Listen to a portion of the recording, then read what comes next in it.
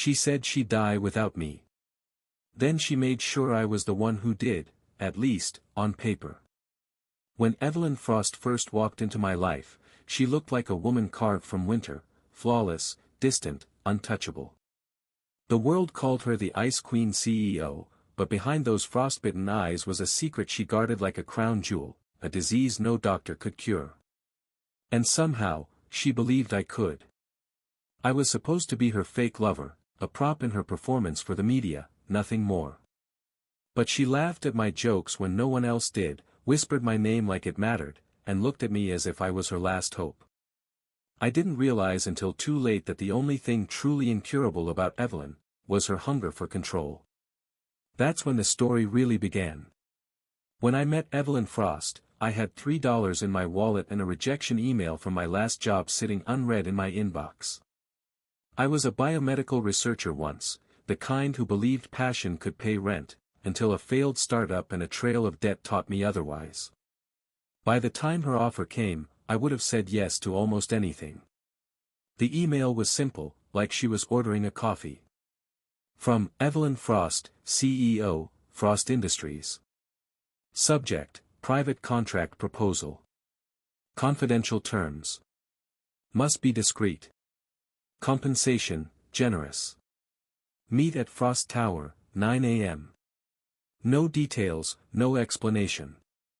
Just her signature, EF, as if the world should already know who that was. And of course, it did. Evelyn Frost, billionaire tech visionary, youngest CEO in her company's history, the kind of woman journalists described with phrases like ice vein precision and beauty sharpened by intellect. I'd read about her, her empire, her rumored illness, her refusal to ever show weakness. When I stepped into her office that morning, I expected a boardroom full of assistants and legal advisors. Instead, it was just her, seated by the window, sunlight cutting across her porcelain skin. She looked up from her tablet, eyes the color of frozen steel. "You're late," she said. The elevator stopped on. I don't need excuses. I need results. That was Evelyn Frost, no greeting, no handshake, just a test disguised as a conversation.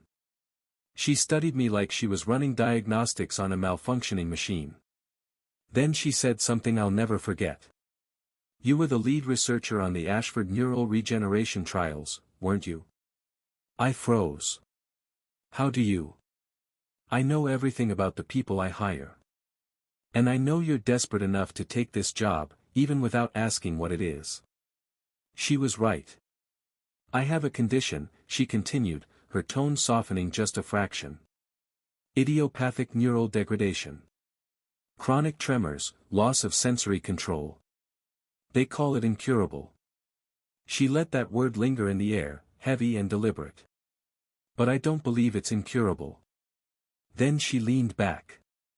"I need someone who can make the world believe I'm stable. Strong. Unbreakable. The board is nervous. Investors see weakness. You'll be my solution." "I don't understand," I said. "You will." She tapped her tablet. "You'll be under contract as my personal health consultant." But publicly, her lips curved into the faintest smirk. "You'll be my lover." I laughed, half out of disbelief. "That's not really in my field of expertise." "It's not negotiable," she replied, eyes unmoving.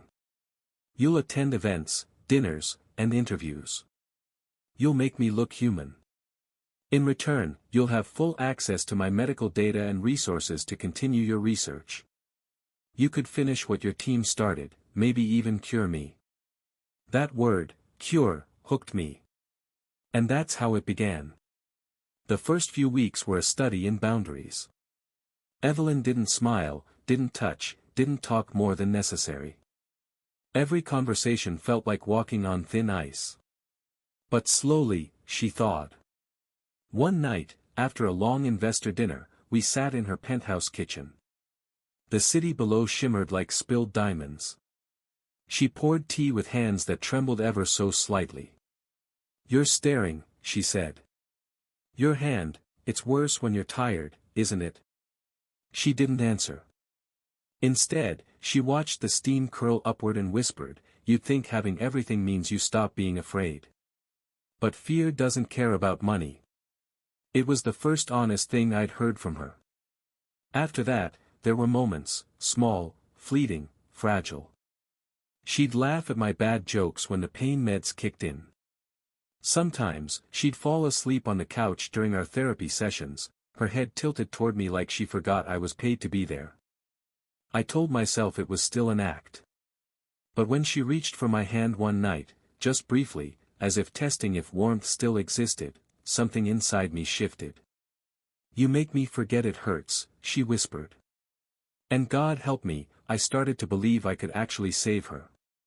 The cameras, the interviews, the staged photographs, they began to feel real. We played lovers for the world, but somewhere along the way, I forgot it was a performance. I watched her walls crack, little by little. Behind the corporate armor, she was just, human. Lonely. Terrified of losing control. And I, the fool with a bleeding heart, mistook her vulnerability for love. If I'd known what she was really capable of, what she was already planning, maybe I would have walked away. But back then, all I could see was the woman who looked at me like I was her last chance at life. I didn't realize I was only ever her cure, not her choice. I don't remember exactly when the warmth began to fade. Maybe it was the night her hand lingered in mine for a heartbeat too long, and then, as if realizing she'd slipped, she pulled away. Or maybe it was the way she started leaving her phone face down on the table, a small, careful habit that felt bigger than it should have. At first, I told myself she was just tired. Her work consumed her, and the media never left her alone. But something in the air between us had changed, a faint static, a chill I couldn't name. One evening I arrived at her penthouse earlier than usual. The door was slightly ajar. I stepped inside and heard her voice, low, clipped, sharp. I said, "He won't be a problem. I'll handle it." A pause. Then her tone softened, almost rehearsed. "Yes, of course. The public adores him. That's the point." The line went dead before I could move. She turned, startled, then smiled too quickly. "You're early. Who were you talking to?" "No one is important." She crossed the room, her perfume filling the silence between us. "Work call." I wanted to believe her. God, I did. But later that night, when she leaned her head against my shoulder during one of her tremor episodes, I felt it again, that distance. Her body was close, but her eyes were somewhere else. "Does it ever scare you?" she whispered.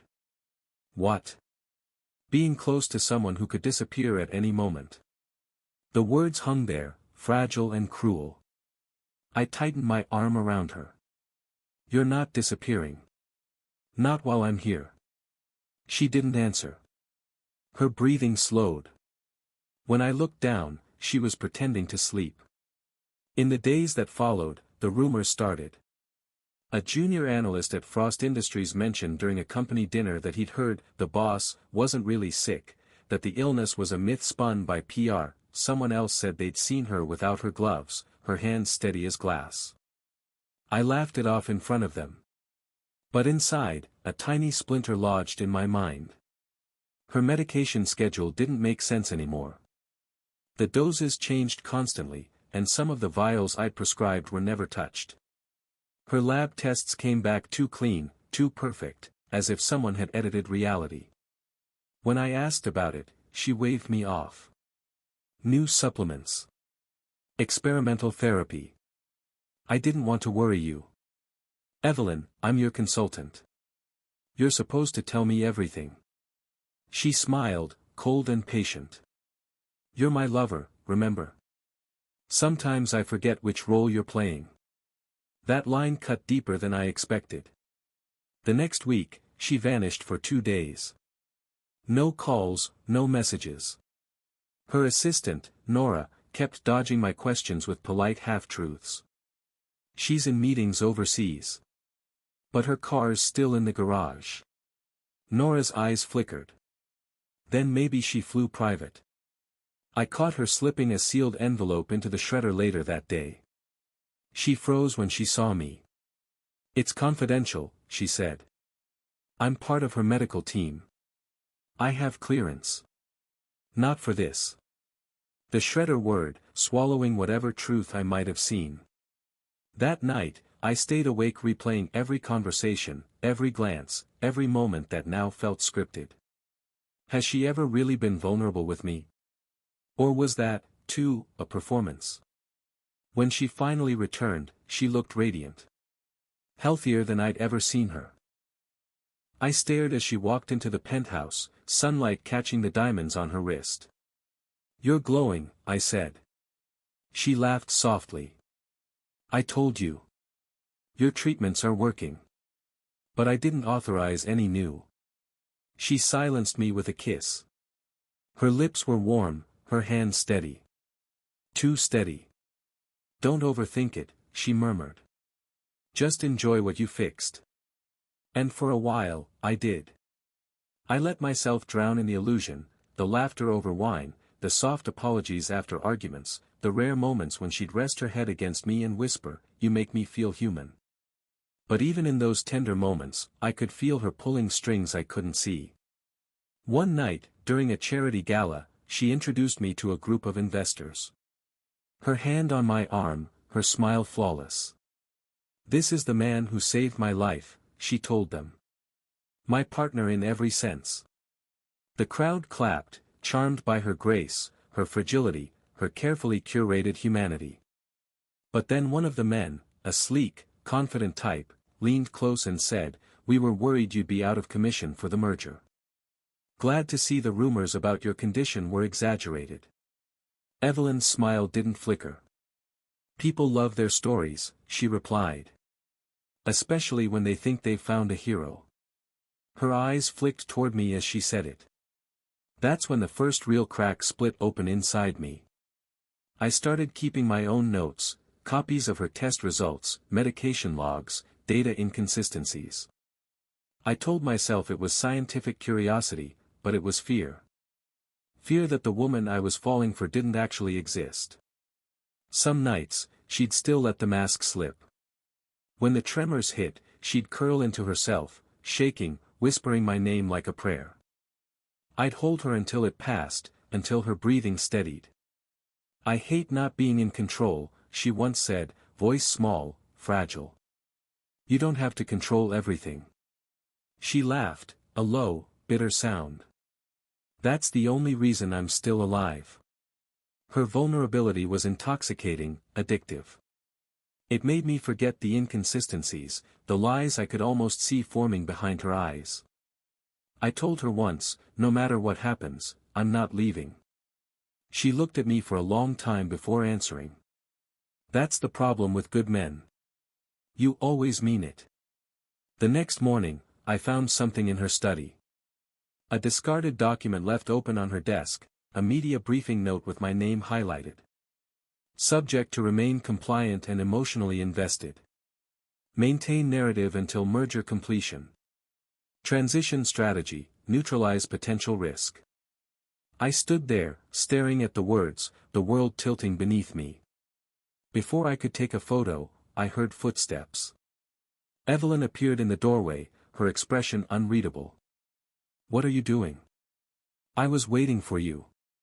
Her gaze dropped to the open document. For a split second, something flickered, guilt, maybe, then it was gone.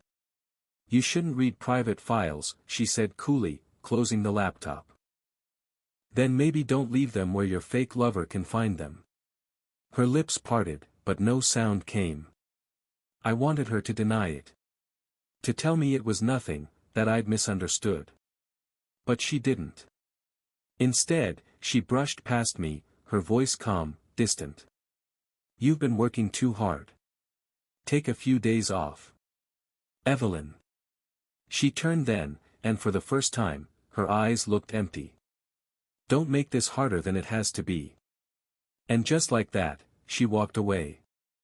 For days, I spiraled between anger and disbelief. Every memory felt poisoned, every smile, every touch. But still, part of me hoped there was another explanation. That she was protecting me from something bigger. So I did what I always did best, I researched. I pulled hospital records, checked pharmacy logs, compared her data against clinical baselines. The results made my stomach drop. Her condition had stabilized months before our supposed breakthrough. The medication she pretended to take was harmless, saline and supplements. She wasn't dying. She wasn't even sick. The entire illness, the foundation of our connection, was a lie. And yet, the next time she called me, I still answered. "Come over," she said softly. "Please." I went. When I arrived, she looked different. Softer. Her usual armor is gone. "I know you're angry," she said. "I deserve that. But everything I did was to protect what we've built." "What we built?" I repeated. "You built an empire on sympathy and deceit. I built my life around you." Her eyes glistened, but her voice stayed steady. "You think this was easy for me? Need someone? You didn't need me, Evelyn. You needed an audience." She stepped closer, her scent, her nearness pulling at every weak part of me. "You think I don't care about you? I think you care about control more than anything else." For a moment, I thought she might cry. But then her expression hardened again. "Maybe that's true," she whispered. "But control is the only cure I've ever found." I left that night knowing the truth, or at least part of it. But I couldn't let go. Not yet. Love, obsession, betrayal, they blurred together until I couldn't tell which was which anymore. Something was still missing. A piece of the puzzle she was hiding. So I decided to find it, even if it meant tearing down everything I thought I loved about her. Even if it meant discovering that the only real thing between us was the lie itself. After the truth settled into my bones like a slow rot, I did what I always did when something broke, I dissected it. Not because I wanted to fix what was ruined, though I told myself that at first, but because fixing required a blueprint. If Evelyn had built a house of lies, I needed the plans to bring it down. For the first week, I did nothing but stare at the ceiling of my cheap apartment and count the ways she had lied to me. Every memory was a slide I could fast forward and pause, magnify the grain of it until the seam showed. The laugh that had seemed spontaneous. The tremor that had seemed real. The nights she had whispered my name and the mornings she had treated me like leftover scenery. They all began to fit together into a shape I could name: exploitation. Anger came first. Then the sensible part of me, the part trained in labs and grant applications, took over. Emotions are messy, evidence is not. So I stopped feeling for a while and started cataloging. I emptied my savings into a legal consultation. I didn't ask for advice on revenge. I asked for paperwork, for the language that could force a corporation to open its doors. Contracts. Non-disclosure agreements. Patent filings. Intellectual property assignments. I learned how something as clinical as a signature could be a life sentence for truth. It turned out the seed for her rise, the thing she'd needed me for, was tucked away where executives hide the inconvenient bits, in a stack of provisional patents and private lab notebooks.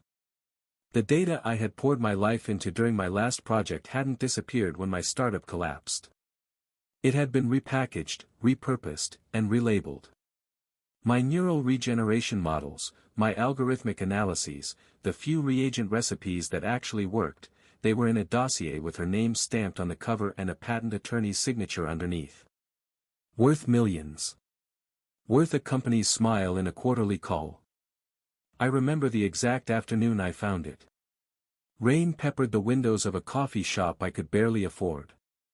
A nervous ex-colleague, Maya, who still owed me for a paid dinner and a promise, slid the folder across the table like contraband.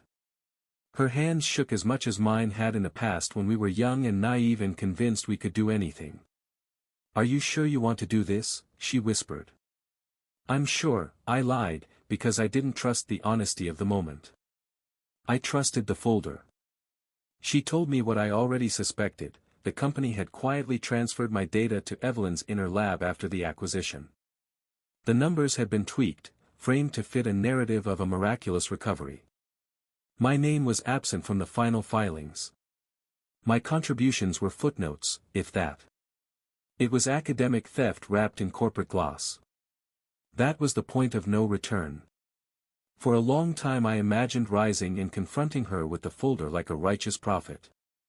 The fantasy was cinematic, dramatic accusations, the lights going out on Evelyn's empire, me standing tall on the ruins. It was also stupid. Evelyn didn't crumble at name-calling.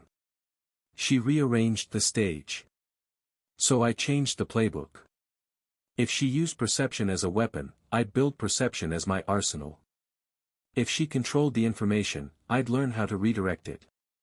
If she made people feel for her, I'd make people feel, and not in the way she taught them. The first phase was quiet and slow. I withdrew from the friends who wanted my version of truth shouted into an empty room. I stopped answering her calls. It hurt, not the loss of a lover, but the severing of a muscle that had taught me how to hold someone steady. My world narrowed to a laptop, a phone, and the folder that smelled faintly of printer toner and old coffee. Then I started to move in the spaces she had overlooked. Nora, her assistant, was the most obvious place to begin. She was efficient to the point of invisible. People like her exist in the background until the spotlight needs a shadow. I had watched the way Nora's gaze slid away whenever Evelyn's name came up. I had seen her feed the shredder and apologize with two bright smiles. I didn't seduce Nora. I listened. I learned how small kindnesses cracked people open, a genuine compliment about her shoes, bringing her coffee when deliveries were late, asking about her weekend like I meant it. People keep secrets for comfort and loyalty, they reveal them to quiet, solicitous strangers. She began to trust me the way she trusted the rhythm of the office, casually, obediently, like a machine. She gave me scraps at first, a copy of a calendar invite, a note about an early morning lab run, the brand name on the supplement Evelyn had been photographed taking at the gala. Nothing explicit, but together the scraps were a breadcrumb path. I followed them. I also went public in the places that mattered. Not in shouting matches on television, public exposure had to look accidental, credible, inevitable. I reached out to a journalist I'd met years ago at a symposium, a woman whose nose for crooked narratives was as precise as the scalpel I once used under a microscope. I didn't hand her a story. I handed her documents and names, and I let her run the pattern into a narrative she could sell. At the same time I infiltrated the comforts of Evelyn's circle, not through deceitful relation building, but by being useful. Investors loved efficiency. I offered it. I advised a minor shareholder, politely, obtusely, on an emergent risk in the company's filings that, in truth, I had coaxed into existence. He thanked me by forwarding my note to others. Rumors, when curated, can be a slow-acting poison. My approach was surgical. Small leaks of truth, strategically timed. An obscure patent footnote presented to the right compliance officer. An anonymous email to an ethics hotline pointing toward discrepancies in recorded clinical trials. A copy of an internal memo slipped, not dramatically, but plausibly, into the inbox of an antitrust investigator. Each move was designed so that the claim seemed credible and the origin ambiguous. People who build empires on narrative find uncertainty corrosive. I was careful, always careful, to avoid the pitfall of obvious malice. If I'd lit fires at random, the flames would have consumed me too. So I always kept a hand in legality, documented requests, FOIA-like searches when applicable, polite queries through corporate channels. I wore the armor of a concerned scientist, a wronged contributor seeking academic credit. It's astonishing how persuasive integrity can be when it's performed flawlessly. There were days when the plan felt petty. I'd been a man who cared for science because science had a dignity to it. I found myself planting doubts with a glee I hated. I wrote anonymous letters that quoted our private jokes. I left behind items that would unsettle her, a glove, a coffee stain on a napkin where she had once apologized. No physical harm. Only memory, wrapped and returned. The psychological warfare worked in calibrations. At first, it was merely irritation, a board member questioning a figure in a quarterly report, a defensive blog post. Then it grew teeth, an internal probe opened quietly by compliance, a call from an outside counsel who wanted to understand an inconsistency, a minor investor who began to ask painful questions in the right form. The office, which had once been an impenetrable theater of her command, started to hum with whispered doubts. She noticed. I could see it in the way she walked when our paths crossed, shorter, sharper, like someone who had lost a practiced poise. In meetings, hospitality toward her turned into a cautious neutrality. Her smiles felt forced. For the first time since I'd known her, she was not the center of gravity. People pivoted away from her as if the room's magnet had shifted. But revitalizing the office's moral compass wasn't my only objective. I wanted tangible recompense. The folder in my possession was leveraged, not only for ethics but for restitution. I began to pursue the legal avenue, reclaiming authorship of the original research, contesting the patent's provenance, threatening, quietly, through counsel, to bring a suit for proper attribution and financial reparations. Money wasn't the point at first, but it would be useful later. Reputational collapse tends to follow financial disclosure, and that's a ladder I didn't intend to climb without rungs. Not everything went according to plan. Once, I underestimated how closely Evelyn watched Nora. The assistant's sudden shift, more guarded, less helpful, was not random. Security called me one evening to say I'd been seen loitering outside the tower. That night the cameras seemed to track me like a starched presence. For the first time, I felt the old panic, the one that used to spike in my chest during grant rejections and lab failures. They questioned me in the lobby. I told them I was meeting a friend for coffee. The security guard didn't care. He asked for ID. I gave him my name and a version of the truth that was sterile and plausible. He let me go with a warning. I remember standing on the sidewalk afterward, breath fogging in the winter air, thinking how close the line is between calculated patience and outright ruin. If they'd detained me for longer, if Nora had identified me in front of the wrong person, everything could have ended there, the folder, the small army I'd assembled of sympathy, the journalist's interest. It would have been just another man made to disappear under the weight of a woman too practiced in vanishing. That near failure changed my methods. I became even more invisible. I outsourced certain tasks, legal menialities to a lawyer who liked the thrill of a David and Goliath case, investigation to a private consultant who, unlike me, knew how to move through databases without leaving fingerprints. I rationalized it, they were professionals, they would keep me safe. I didn't like the coldness that made me willing to hide behind others, but I liked the effectiveness. Still, no legal paper or leaked memo could pierce what hurt most, how she had weaponized my care. So I did what she had done to me. I learned to be as clinical as she had been. I practiced not answering late-night calls. I let my face be unreadable when a former friend thanked me for the whispers that had begun the inquiry. I rehearsed a patience that looked like disinterest and felt like steel. The more the campaign ate away at her public facade, the more she began to strike back with the same tools she used against me: charm, redirection, public denials. She would smile wide at press events and tell a story about resilience. She would invite the cameras into her recovery lab and show off glossy pie charts. She learned to brand her own doubt as courage. That was the moment I stopped being the man who loved a woman and became the man who mirrored her tactics to ruin her.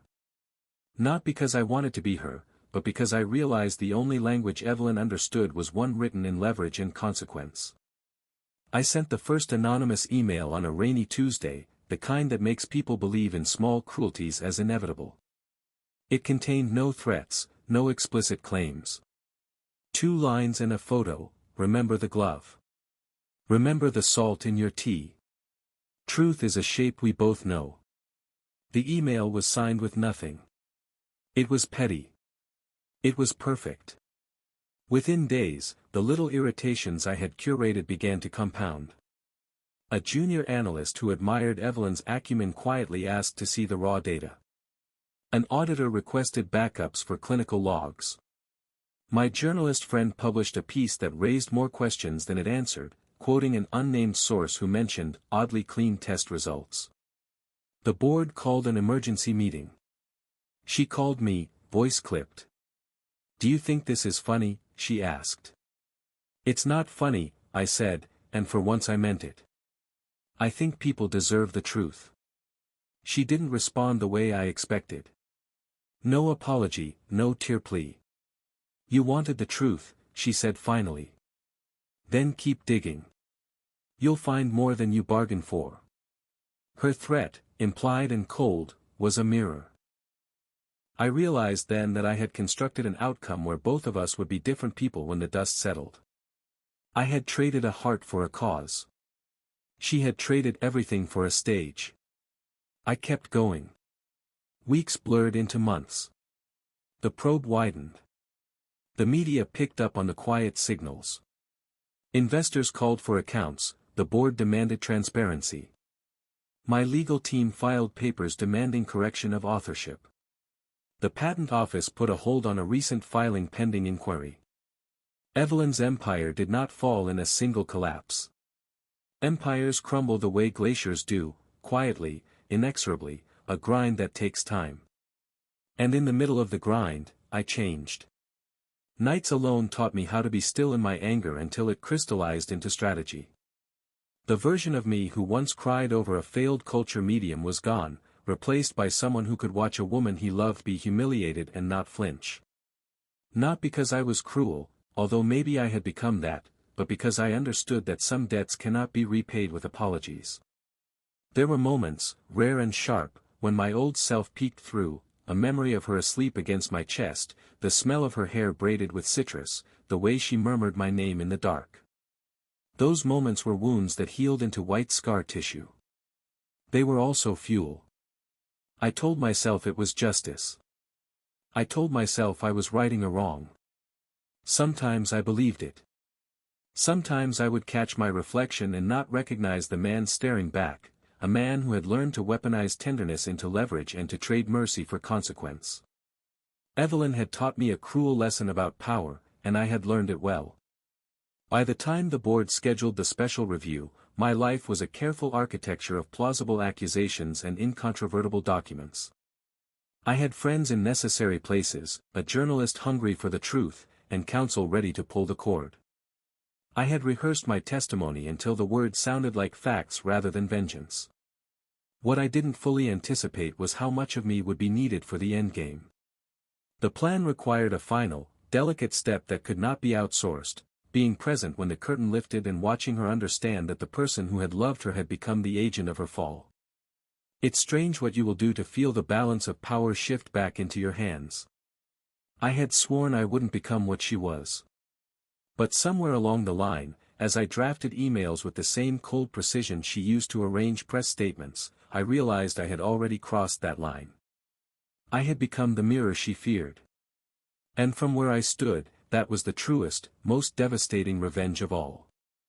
The day the curtain fell, the city felt colder. News vans clustered like impatient birds outside Frost Tower. Reporters' voices bled through my phone in a steady, sour tide. I slept poorly.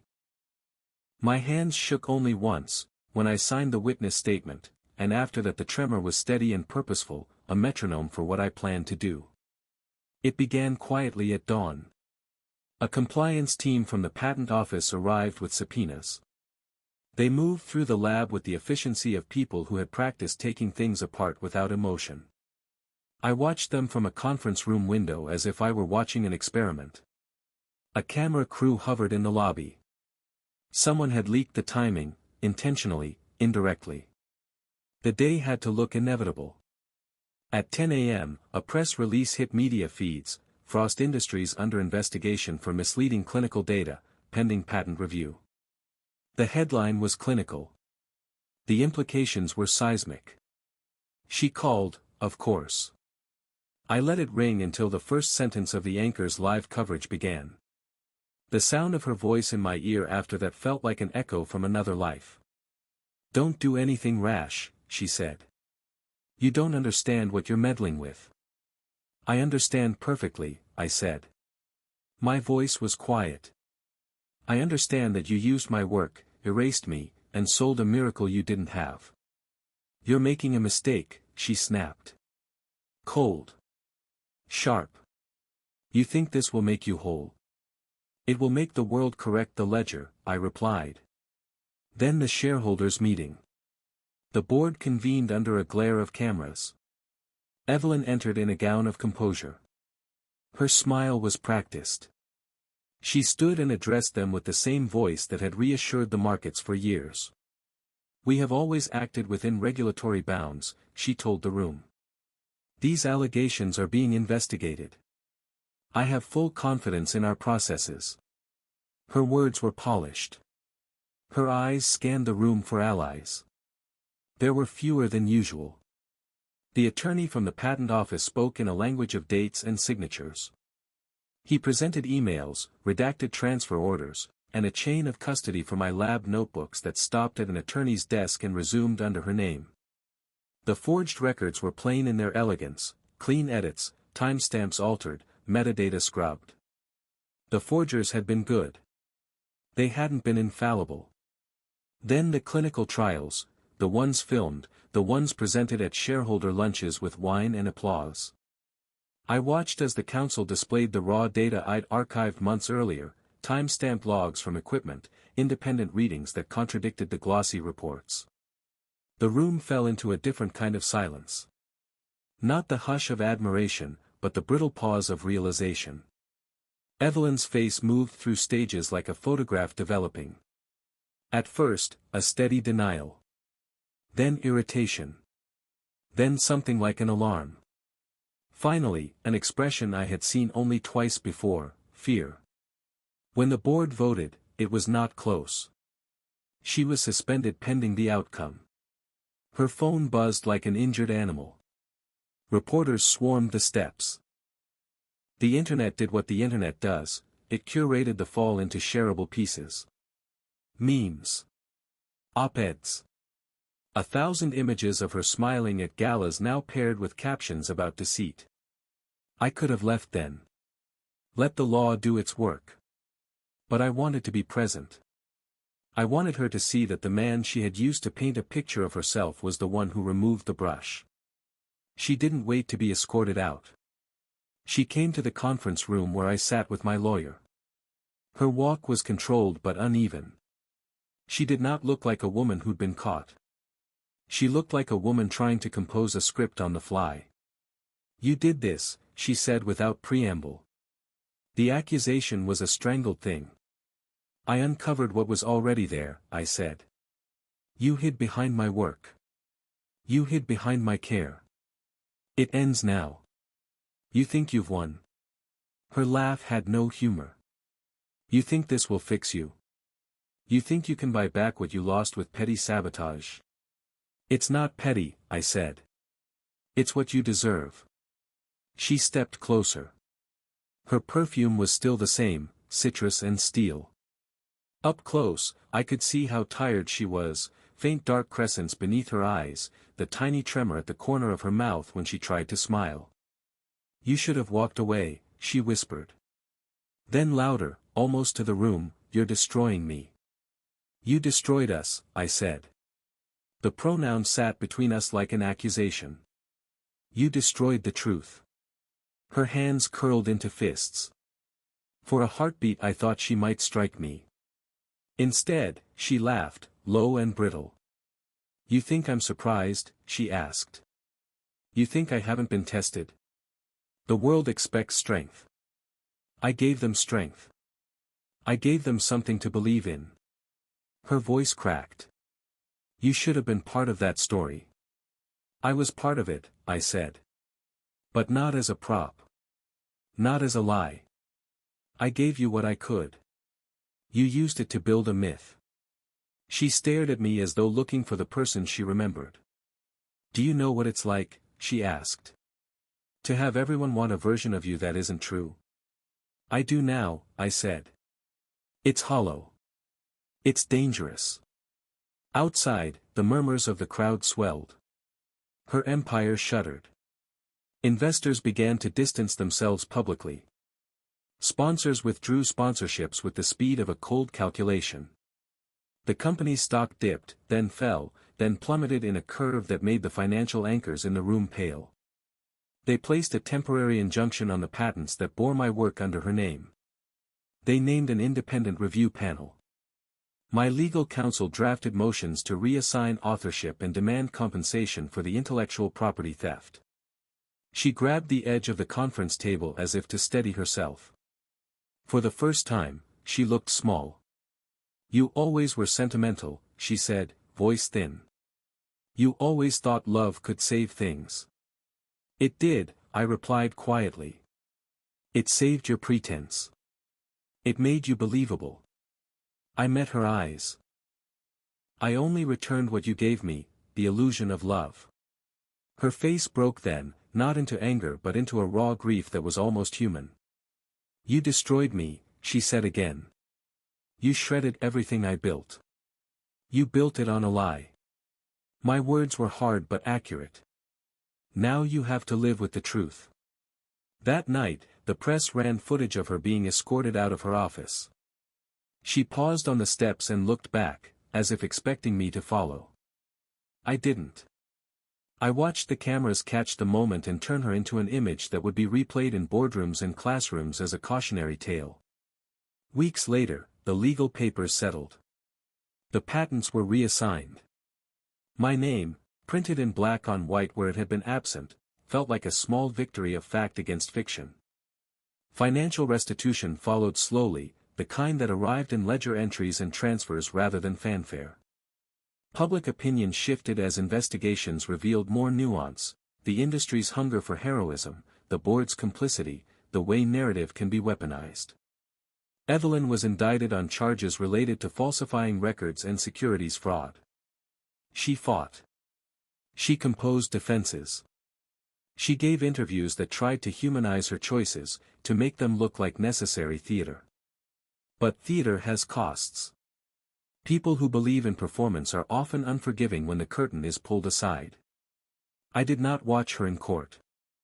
I did not want to see the person who had taught me how to use charm as armor, now forced to do the same under oath.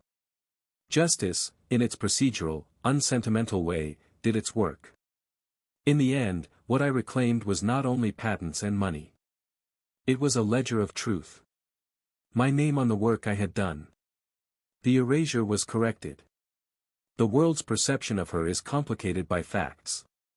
Poetic justice, if you like, was the sight of her image tarnished on magazine covers and the business world murmuring about ethics where once they murmured about her brilliance.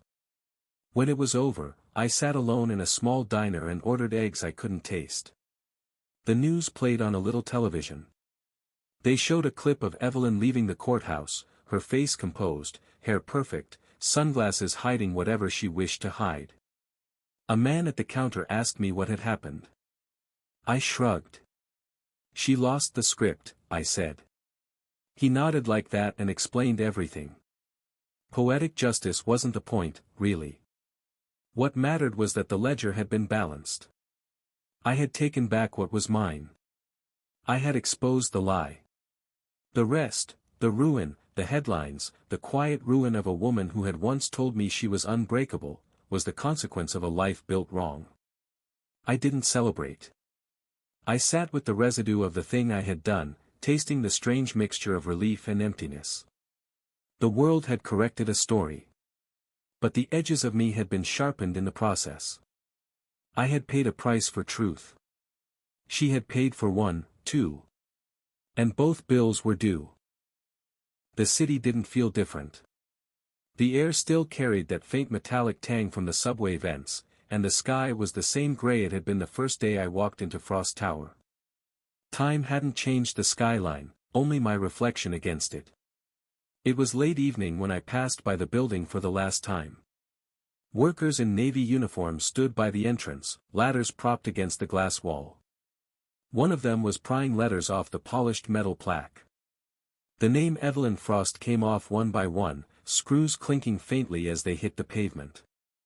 For years, that name had meant power. Now it was just steel and glue. I stopped across the street and watched as they removed the last letter. The space it left behind looked like a scar, the ghost of something once admired. Inside, new executives were already redecorating, pretending it had all been inevitable. A company never really dies, it just replaces faces, repaints the walls, and renames the lobby. But people? People carry the ruins with them. I slipped my hands into my pockets and started walking. The world thought I'd won. My name was restored on the patents, my reputation rebuilt. I'd been offered new positions, interviews, and funding for future research. A comeback story, one journalist called it. They didn't know that victory can feel hollow when it's soaked in memory. Every streetlight reminded me of the nights I drove her home after late meetings. The glow of the elevator buttons, the faint scent of her perfume when she leaned too close, the way she'd whisper, "You make me forget." She had been right about one thing, control was an illusion. We'd both lost it, in our own ways.